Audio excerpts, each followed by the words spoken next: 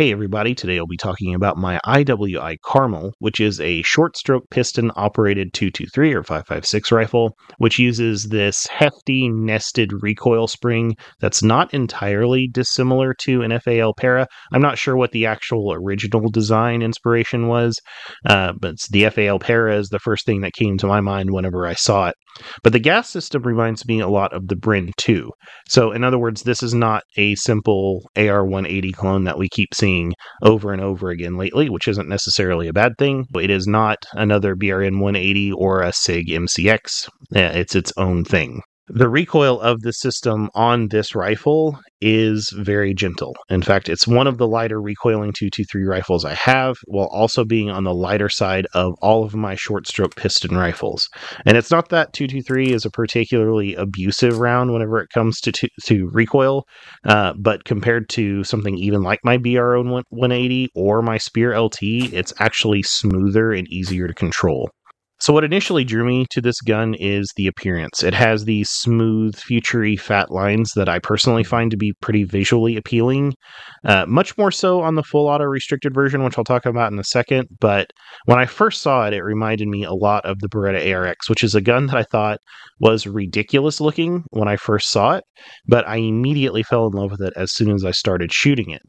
And I realized that this particular point is very subjective, and what I find visually appealing, someone else may find ugly. So I can see this one being especially polarizing, just like the ARX was. But I personally like the way it looks. It's very unique. It's kind of got this strange chunky look that I find, again, appealing, and probably growing up in the OICW era where future guns looked a lot like what this one does. So going back to the restricted version, the full auto version had quad rails hidden under the handguards, which is a lot like the way the IWI Aces were back in the Gen 1 days of that rifle as well. But for the commercial version of the Carmel, they went with a much more modular and general public appealing smooth M-LOK handguard. And while I personally probably would have preferred to have the original handguard style, I personally I think it looks better. It's objectively less practical. There's a lot more modularity with these smooth M-LOK handguards. The manual of arms is similar to an AR, except for, of course, the side charging mechanism and the slightly different safety, but the bolt catch and the mag releases are in the same spots and pretty much work the same way. And from a weight and handling standpoint, I mentioned earlier that it's on the lighter side for one of my external piston guns. I think that attributes a lot to the barrel profile, which looks to me to be pencil. If it's not pencil, then it's something close to it. It's definitely thinner than what I would consider to be a medium contour or government contour barrel on like an AR-15. But again, the result is that the gun feels like really lightweight. And if not lightweight necessarily, then really well balanced. Probably the one big issue that I have with it, though, is the exact same thing that really appealed to me about the gun to begin with, and it's these massive, semi-squared off handguards. They just feel chunky in the hand, and I'm afraid that that's going to be the biggest turnoff for a lot of people whenever they get their hands on this gun. Now, my range experience with the gun was very positive.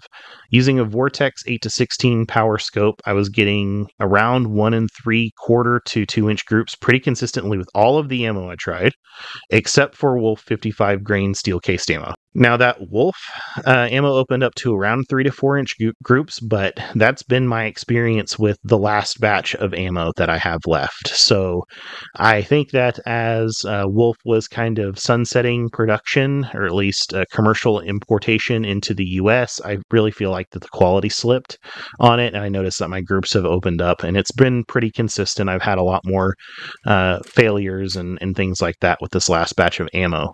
That said, though, I could still pretty consistently hit clay targets at 100 yards with it, with the rifle, with that ammo, and the Swamp Fox 3X Prism that I have, and then even was able to pretty consistently hit the fragments of those clays that were left. So it'll do anything that I need to do accuracy-wise, and it's actually, of all of the testing that I've done on external piston rifles this year, it's probably the most accurate of the batch. So one of the things that really adds to that accuracy is the trigger.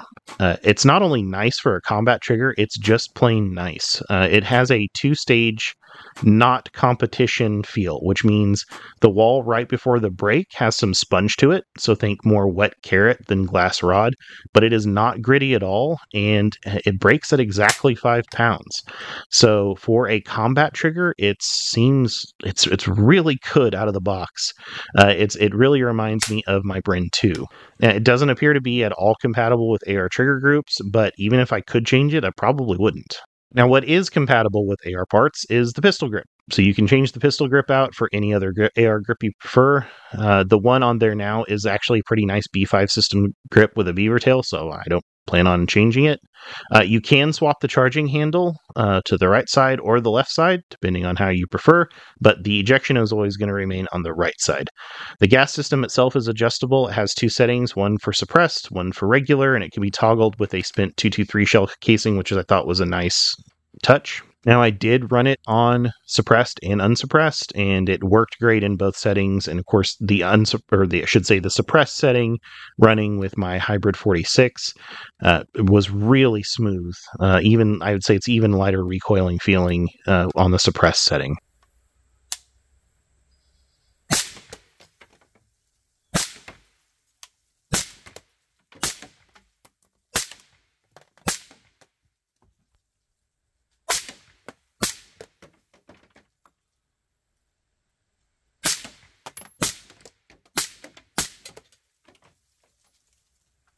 So I will briefly address the recall. I bought this rifle listed as a post-update rifle, and the serial itself actually fell within the recall range, but I called IWI, and they validated that it was a post-fix rifle. It was fixed before it left the factory.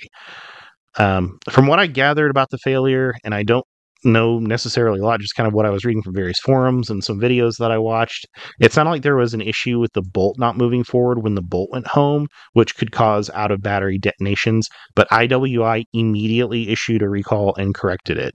So from what I've read about the response from various forum posts and stuff, like, I'm pretty impressed with it. They didn't label it as some kind of voluntary upgrade as some other companies have done. They didn't wait to fix it with a Gen 2 release. They just got ahead of it and then fixed it for customers and made sure that it was right. Going forward, they owned up to the mistake. And I'm not saying that any other company would do something like calling it a voluntary upgrade for a safety issue or fix it in future generations, but they did not do that. So I thought that was pretty good for IWI. So overall, I love nearly everything about the gun. It just handles well. It feels solid. And it's really pretty accurate. It's on the more accurate side of short stroke piston rifles that I've got. So it's unfortunate that it is boxy feeling, but it isn't unwieldy feeling for me, even though I could see how that could be an issue if you have smaller hands. I know that some people have questioned what the purpose of this rifle is, and why would you buy this when there are so many other options available? And I think that I have a pretty good answer for that. So it's my understanding that IWI made this purely as an export endeavor. As far as I know, no militaries have formally adopted it. So if you're a military collector, it's not really going to appeal to you. I'm not sure about smaller agencies. I couldn't find any other info about any other contracts that IWI has for it. But I really think that the niche is the price. So I paid about $1,650 for mine. I've seen them go for under $1,600. At the time of this video, the Sig Spear LT, which again is effectively a beefed up or a slightly more advanced on the outside AR-180, goes for around $2,500. So that's a considerable price difference. Of course, with the Spear LT, the one that I got right out of the box it's severely inaccurate, like horrifically inaccurate. I sent it back to SIG. Will make another video and an update about that. But every once in a while, I see a Bryn 2, and when I do, they're around $2,100. So again, about $500 difference between the IWI Carmel and the Bryn 2. Personally, I have a Bryn 2. I have one of the first releases, the 2S. I love it. It's probably my favorite external piston rifle, modern external piston rifle. But again, they're quite pricey. So for $1,650 that I paid for it, This is a solidly built mil-spec rifle. It's got amazing customer service. It also does a lot of things really, really well. Again, including the adjustable gas system, the weight, and the accuracy, and the trigger. And it just feels good. I think it's a nice gun for the price. So to me, that's the niche is really for a piston rifle that you could get into for these days, not a whole lot of money. Of course, you can make some arguments for AR-15s and such, but we're talking about external piston rifles. So that's my opinion of the IWI Carmel and my experience with it so far. I'm really looking forward to shooting this more in the coming year when the weather starts cooling off a little bit. I'm expecting I'll probably spend a lot of time with it. Thank you guys for watching, and have a good day.